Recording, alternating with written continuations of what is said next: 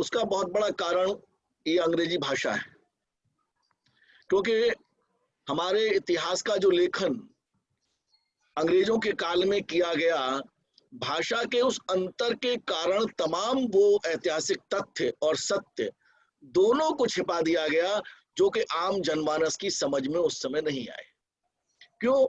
कारण था अंग्रेजी आम आदमी की भाषा न तब थी न अब है, और इतिहास उसी भाषा में जेम्स टॉड हो, सेंट विसेंट हो, इलियट एंड डाउसन हो, सबने अंग्रेजी भाषा में लिखा। और मैक्स मूलर ने बहुत खतरनाक काम किया। उन्होंने हमारी संस्कृति को जिस तरीके से चाहा पेश किया, और यूरोपियन कंट्रीज में जिसको उस समय एकेडमिक वर्ल्ड कहा गया, उसमें उसकी प्रशंसा हुई और भारत की वही छवि निर्मित होती चली गई। आज भी हम उसी छवि के गुलाम हैं।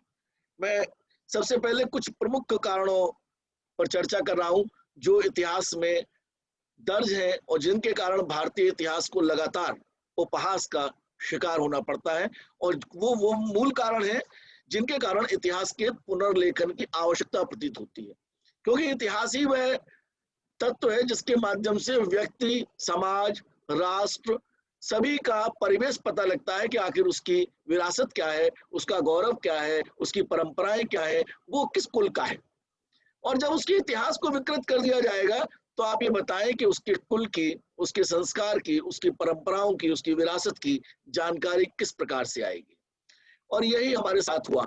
हमारे तमाम ऐतिहासिक ग्रंथों को मिथक कह दिया गया, जिनको आज सदियों से हम लोग शाश्वत सत्य मानते हैं, जिसका हर घर में वाचन होता है, वो रामायण मिथक है,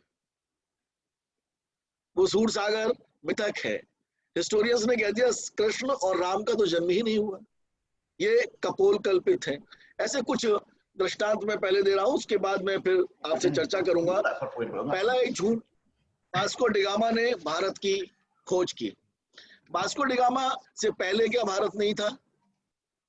भारत था, लेकिन भारत का आने का रूट अरब के लोगों ने यूरोप को नहीं बताया था, और हमारे मसाले ले जा करके अरब के व्यापारी यूरोप में, पुर्तगाल में खास तौर पर बेचा करते थे, और वो लोग ये जानना चाहते थे कि आखिर ये मसाले आते कहाँ से।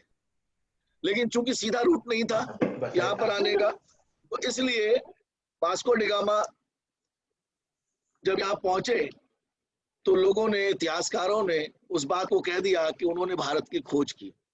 जबकि दिक्कत ये थी कि यूरोप के देश किस प्रकार से भारत तक पहुंचे, उस रूट की खोज थी। कोलंबस निकलता है भारत का रूट खोजने के लिए, तो हम कहते हैं उसने भारत के नाम पर अमेरिका को खोज लिया। भारत इतना सशक्त था, इतना समृद्ध था, इतना सुसंस्कृत था कि उसको खोजने के लिए यूरोप के लोगों में ललक थी। जब वो ऐसा देश था, तो उस देश को हमने सपेरों का देश कैसे मान लिया? उस देश को हमने जादूगरों का देश कैसे मान लिया? आखिर किस इतिहासकार ने यह षड्यंत्र किया?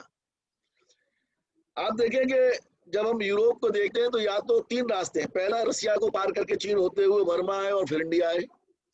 दूसरा, इसमें जोखिम है, दूसरा अरब और ईरान को पार करके आए। तीसरा कारण क्या था कि भारत तीन तरफ तो पानी और एक तरफ हिमालय, एक छिपा हुआ देश। उस देश में जो मसाले थे पूरे यूरोप में आज भी खाए जाते हैं, तब भी खाए जाते थे, और वही बिक्री थी, इसके कारण भारतीय संस्कृति समूचे संसार में पहुंची। हिंद महासागर से जुड़े हुए 50 देशों में भारतीय संस्कृति के पूरे दर्शन होते हैं। जो कुछ यहाँ होता है, जो कुछ पारिवारिक संस्कारों में भारत में होता है, वो हिंद महासागर से जुड़े 50 देशों में होता है।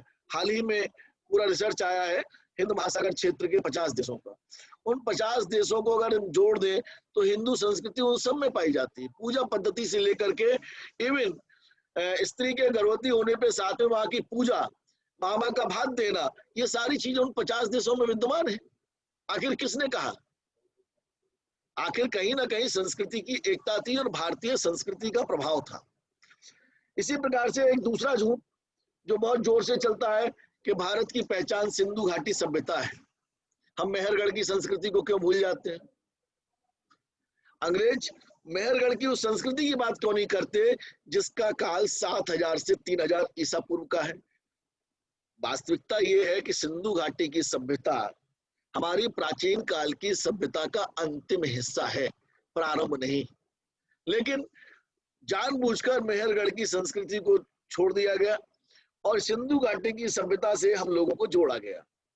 और सिंधु घाटी की सभ्यता जब आई तो उसके बाद इतिहासकारों के सामने एक नया संकट आ गया, क्योंकि उन्होंने एक थ्योरी दी हुई थी, आर्यन के इन्वेजन की थ्योरी, कि हिंदुस्तान में जो हम लोग हैं वो मूल रूप से हैं ही नहीं, आर्यंस हैं। आर्यंस यहाँ आए और यहाँ बस गए। और जब सिंधु घाटी सभ्यता आ गई तो उन्होंने एक नया झूठ बोला कि सिंधु के लोग द्रविड़ थे और हम लोग जो वैदिक हैं वो आर्य हैं। तो आखिर एक झूठ को छिपाने के लिए कितने झूठ बोले जाएंगे?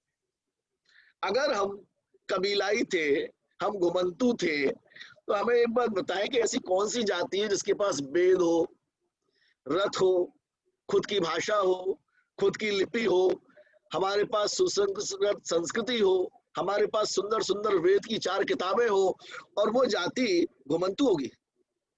आप बताएं, वर्तमान में भी कोई घुमंतू जाति इस प्रकार से सुसंस्कृत और शिष्ट हो सकती है क्या? उसके पास अपनी लिपि और भाषा हो सकती है क्या? जानबूझ करके हमारी लिपि को, हमारी भाषा को, हमारी संस्कृति को, हमारे साहित्य को नीचा दिखाने की दृष्टि से कहा गया कि हम बाहर से आए। यदि हम बाहर से आए तो वेदों से पूर्व का वो काल कोई हमें बता सकता है क्या? नहीं बता सकता ना। यूरोप में वेदों से पूर्व की कोई चीज मिलती है क्या? नहीं मिलती। तो फिर किसने कह दिया कि आर्यों का आगमन बाहर से हुआ? कोई कहता है सेंट्रल एशिया से हो गया, कोई कहता है कहीं से हो गया। ये मैक्स मुलर ने डेवलप किया। मैक्स मुलर की जो थ्योरी थी आर्यन इन्वेजन्स की, वो 1921 में जब राखालदास बनर्जी और बीरबल साहनी ने सिंधु घाटी की सभ्यता का उत्खनन कर दिया तो तार तार हो गई। शायद आप मेरी बात से सहमत होंगे। उससे पहले तक हम उसी थ्योरी को मानते रहे, और आज भी हमारे तमाम कुलीन साहित्यकार, इतिहासकार उसी आर्यन इन्वेजन की थ्योरी को मानते हैं। आखिर क्यों? क्या वो द्रविड़ है? समझ में नहीं आता कि इतिहास को इस प्रकार से क्यों जानबूझ करके डिस्टर्ब किया जा रहा है। एक और झूठ, शिवाजी लुटेरे थे, पहाड़ी चूहे थे।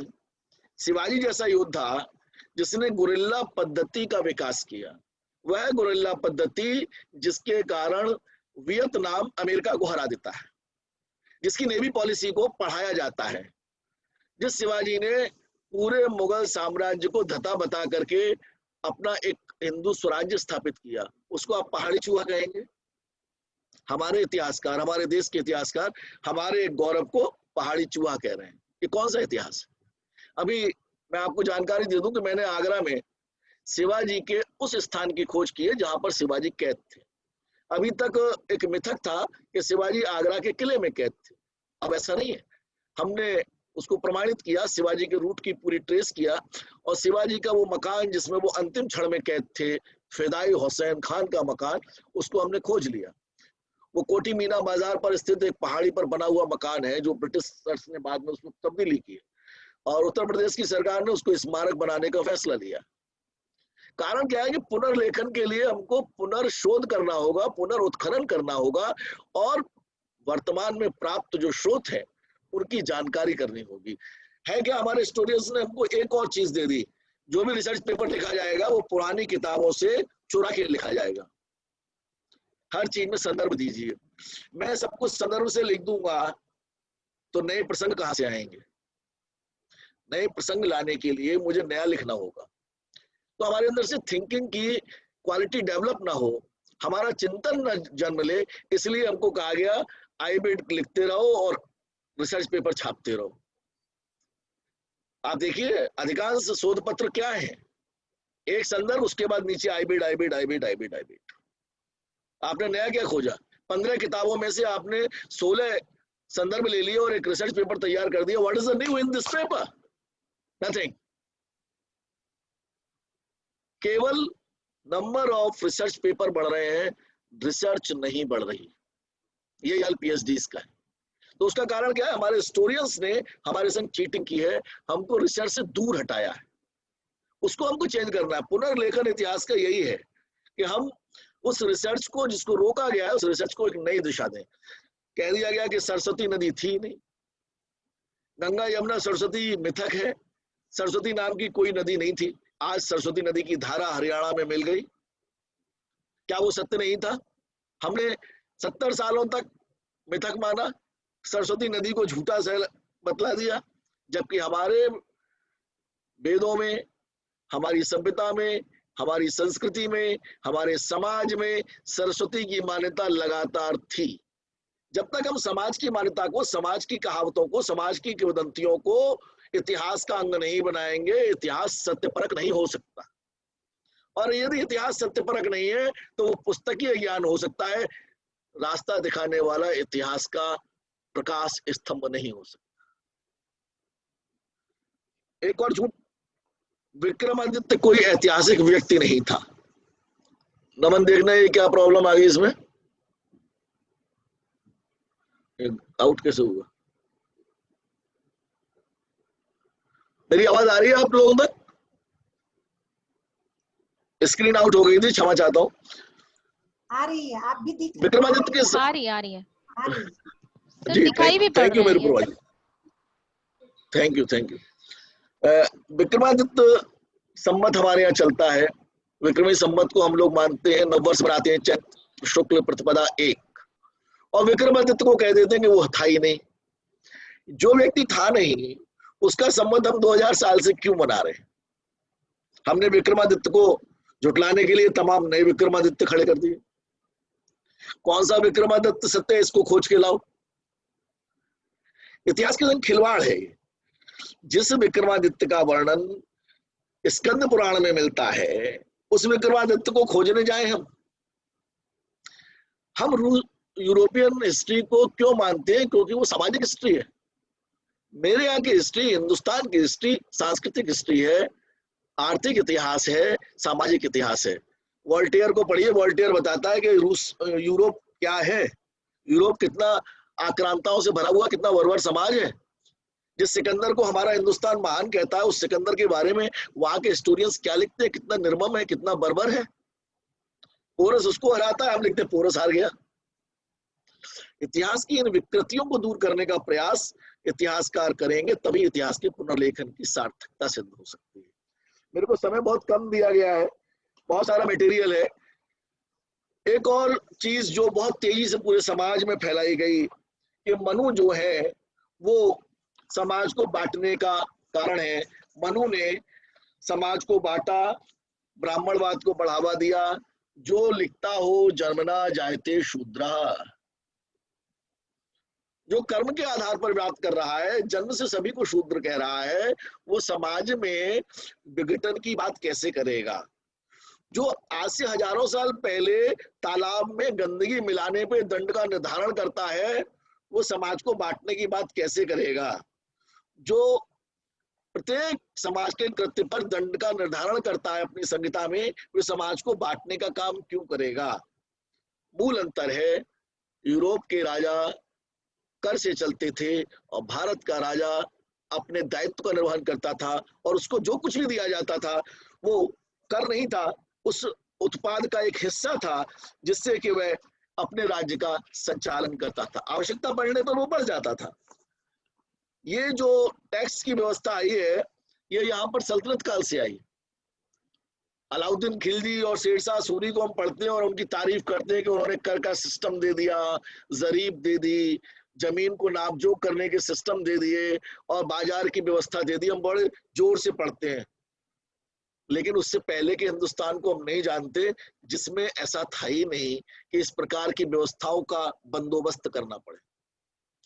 राजा प्रजा का सहयोगी था, शासक नहीं था। तलवार के आधार पर शक्ति का दैवीय सिद्धांत यदि प्रतिपादित होता है तो वो मध्यकाल में होता है, उससे पहले नहीं होता।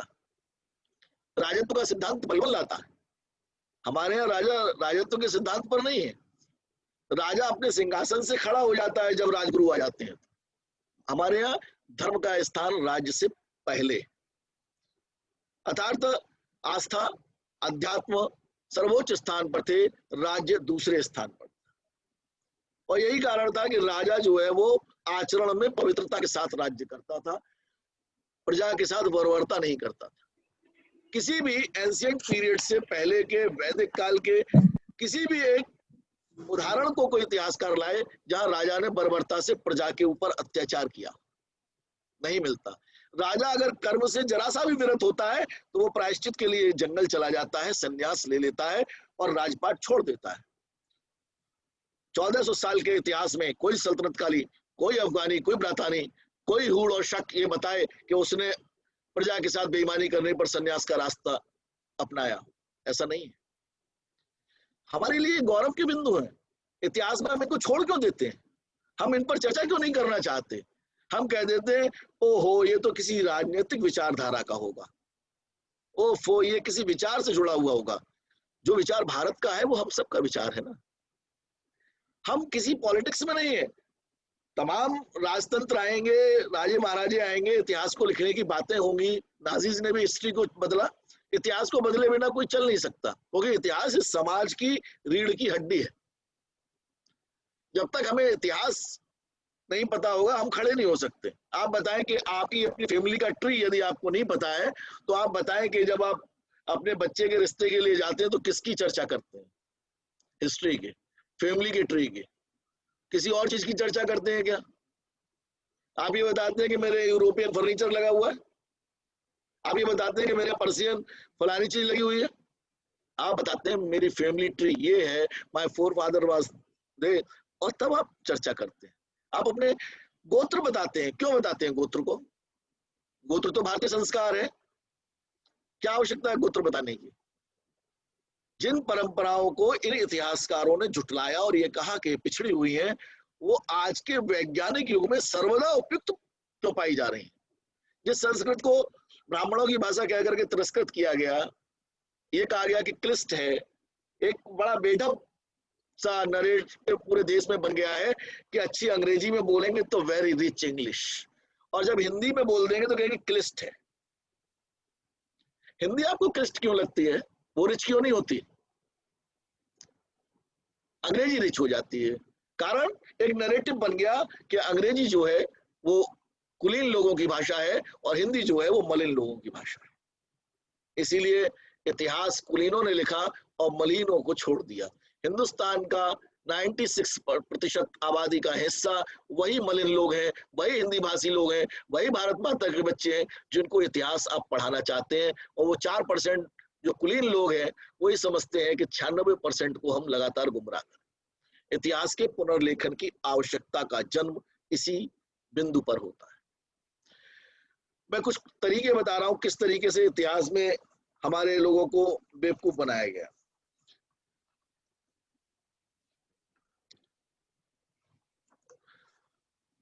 विष्णु पुराण में मौर्य वंश का जो राज्यकाल है वो 337 बीसी दिखाया गया, 337 बीसी।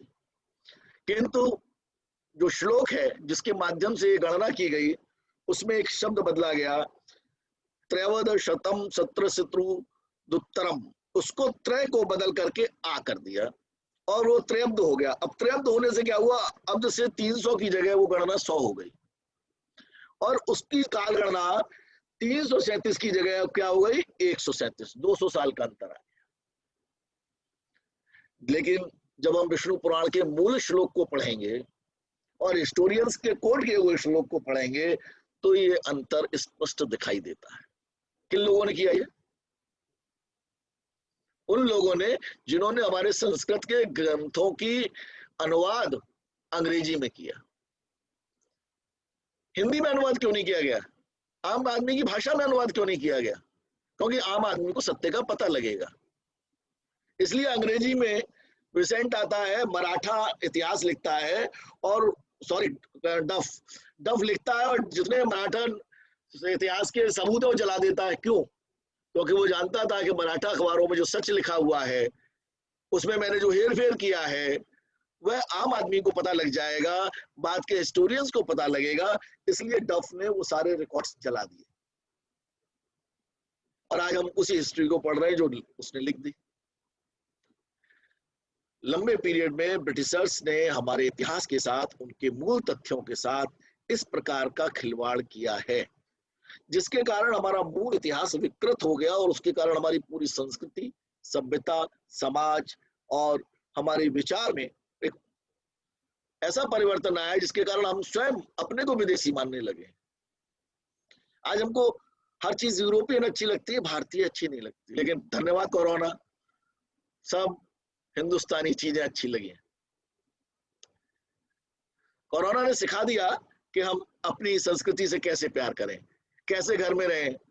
वरना हमारे यहाँ तो रिश्तों को भी समाप्त करने का कुछ चक्र चल रहा है। छोटा परिवार, नो बुआ, नो मौसी, नो चाचा, नो ताऊ, सब खत्म। अंकल बचेगा, आंटी बचेगी, मम्मी बचेंगे, पापा बचेंगे, और आगे अगर चाहा तो लिव इन रिलेशनशिप हो जाएगी तो मम्मी पापा का भी पता नहीं लगेगा। ये हमारी संस्कृति का हिस्सा नहीं है।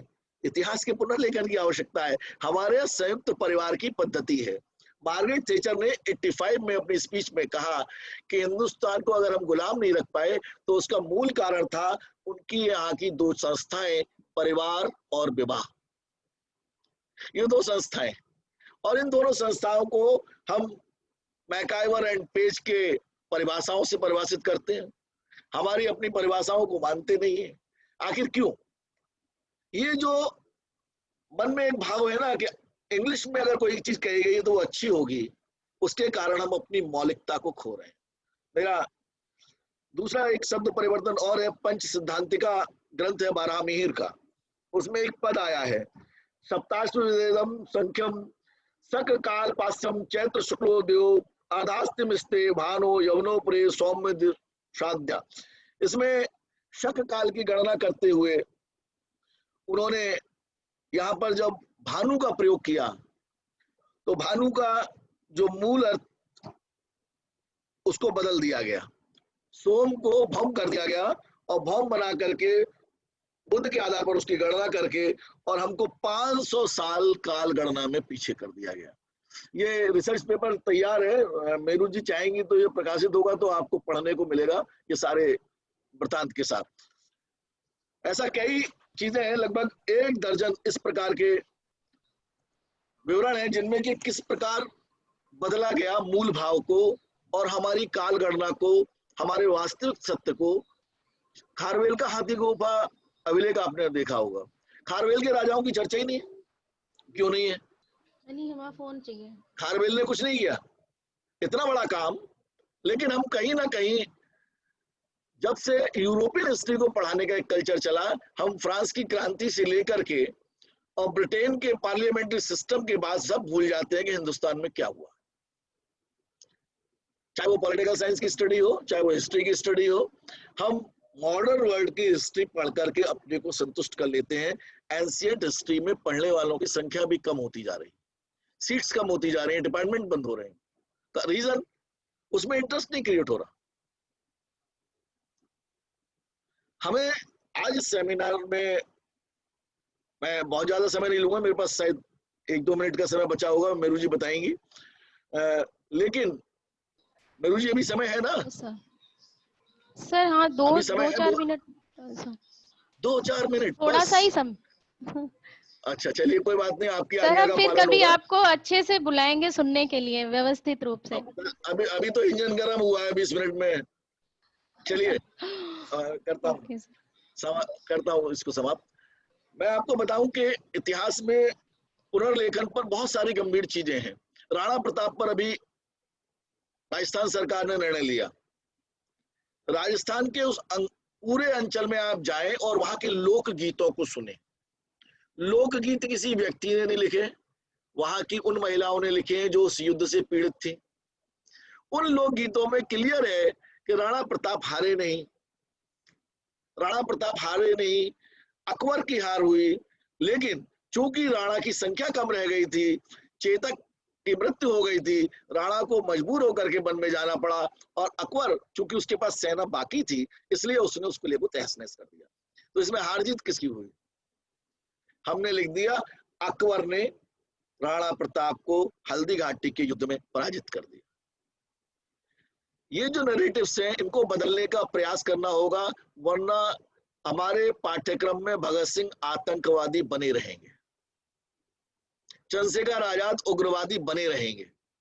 इनको हटाने की आवश्यकता है। जगमोहन राजपूत ने जब सीबीएसई बोर्ड के वो चेयरमैन थे, बहुत बड़ा काम इस दिशा में किया है।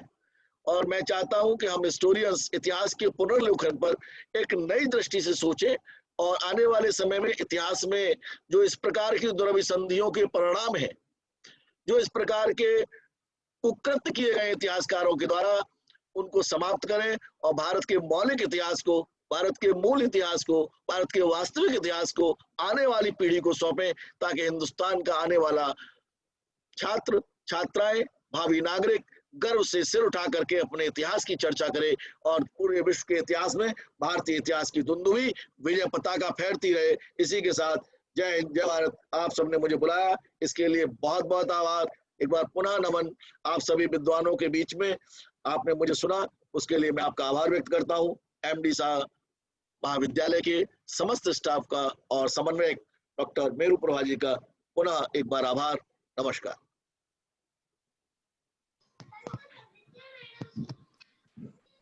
थैंक यू सर, धन्यवाद।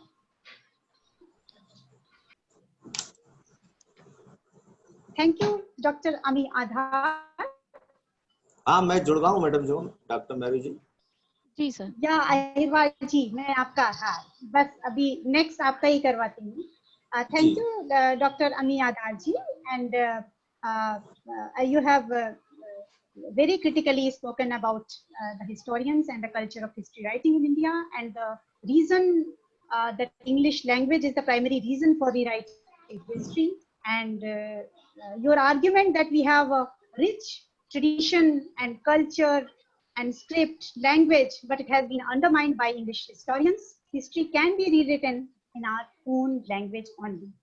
Taking a critical perspective on the Max Muller history and highlighting several myths about the Indian history. Thank you so much, Dr. Ami Adhar. Now I invite Dr. R.K. Ahirwar sir, Ahirwar sir, जी Dr. जी Ram Kumar Ahirwar sir, जी जी Professor Ram Kumar Ahirwar. Yeah, please जी join us, and I जी। welcome you for your presentation. आवाज आ रही है madam मेरी? हेलो, बिल्कुल आ रही है, बिल्कुल आ रही है जी सर, यस आ रही है आपकी आवाज, आ रही है, आ रही है। धन्यवाद मैडम जो है। और आज के चेयरपर्सन परम सम्मानीय प्रोफेसर रंजना मिश्रा जी, और हमारे बहुत ही सम्मानीय जो है वेबिनार जो कन्वीनर हैं डॉक्टर मेरू प्रभा मिश्रा जी, और प्रिंसिपल इस कॉलेज की डॉक्टर दीपा शर्मा जी, हमारे अभी साथी ने डॉक्टर अमी आधार ने स्पीच दिया, सभी और प्रतिभागीगण, आपने मुझे अवसर दिया। डॉक्टर मेरू प्रभा जी को विशेष रूप से मैं धन्यवाद देता हूं। और आज का विषय बहुत ही महत्वपूर्ण है, जैसा कि अभी पूर्व वक्ताओं ने जो कहा है, बहुत ही सही और ढंग से विश्लेषण किया है। मेरा भी इसी ढंग का है, जो कि प्रत्येक भारतवासी के लिए बहुत महत्वपूर्ण पक्ष है, और वो पक्ष है जीवन के जन्म से लेकर के और मृत्यु पर्यंत तक इन मंदिर और मूर्तियों का बड़ा महत्व रहता है। तो इसी को लेकर के मेरा एक शोध पत्र है, भारतीय संस्कृति के प्रति मंदिर एवं प्रतिमाएं, symbols of Indian culture, temples and sculptures, जो है जो बहुत ही सिंबॉलिक रूप में जो जन्म से लेकर के और मृत्यु पर्यंत तक हमारे जीवन के बहुत ही आधार स्तंभ है, पीठिकाएं हैं।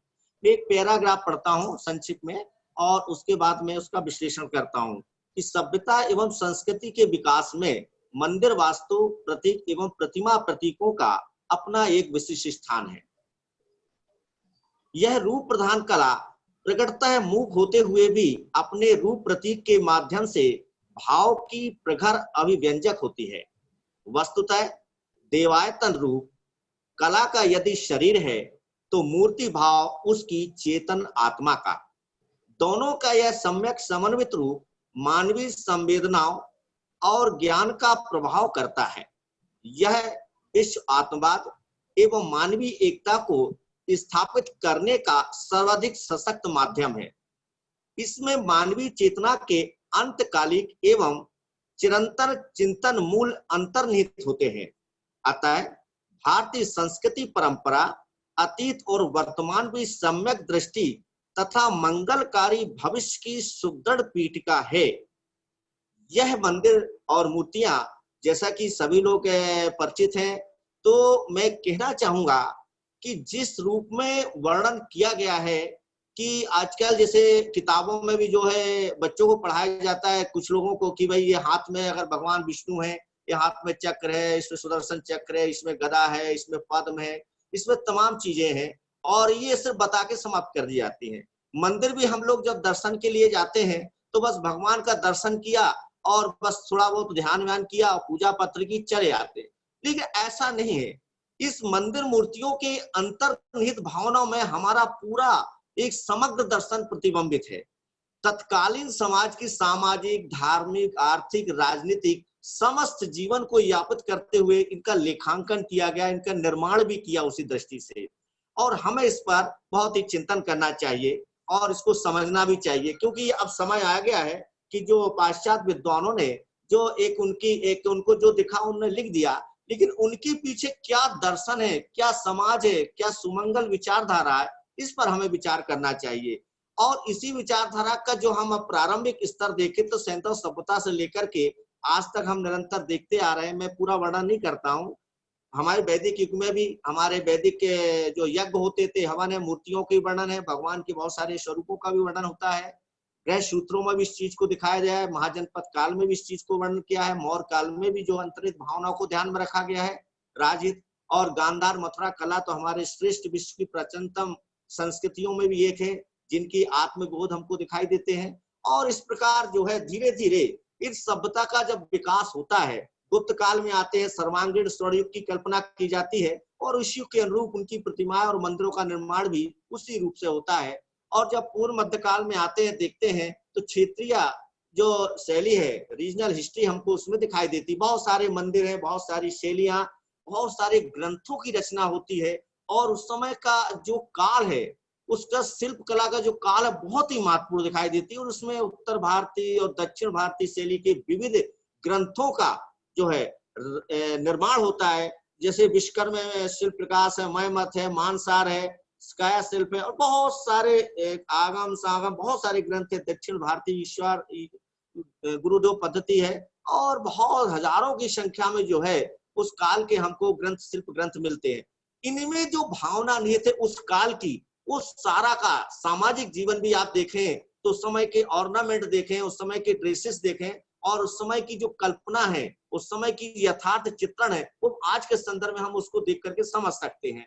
इसी प्रकार की राजनीतिक प्रतिद्वंदता जब पूरे देशों में हो रहे थे, बहुत सारी प्रतिमाओं का ऐसा निर्माण हुआ जिनके हाथों में आयुध है और विभिन्न प्रकार के संघर्ष करते हुए प्रतिमा है, वो तत्कालीन युग की परिचायक है। इसी प्रकार के जब हम जो है धार्मिक दृष्टि देखें तो धार्मिक में भगवान शिव के या अन्य देवों के अनेक रूप देखने के मिलते हैं, उन्हें कल्याणकारी रूप देखने को मिलते हैं, उनके रौद्र रूप भी देखने को मिलते हैं, उनके अर्धनारीश्वर रूप भी मिलते हैं, उनके प्रतीकात्मक तो बहुत सारे स्वरूपों की संरचना और निर्माण होता है जो तत्कालीन युग की धार्मिक स्थिति का भान कराते हैं। धीरे धीरे देखते हैं कि जब आता है मध्यकाल में, निश्चित है कुछ हमारी कला को काफी नुकसान पहुंचा, और मंदिर तो इस समय भव्यता पूर्व मध्यकाल के जो मंदिर देखते, देखिए मंदिर का अर्थ सीधा सा होता है मन के अंदर, अर्थात आपके अंदर, मन के अंदर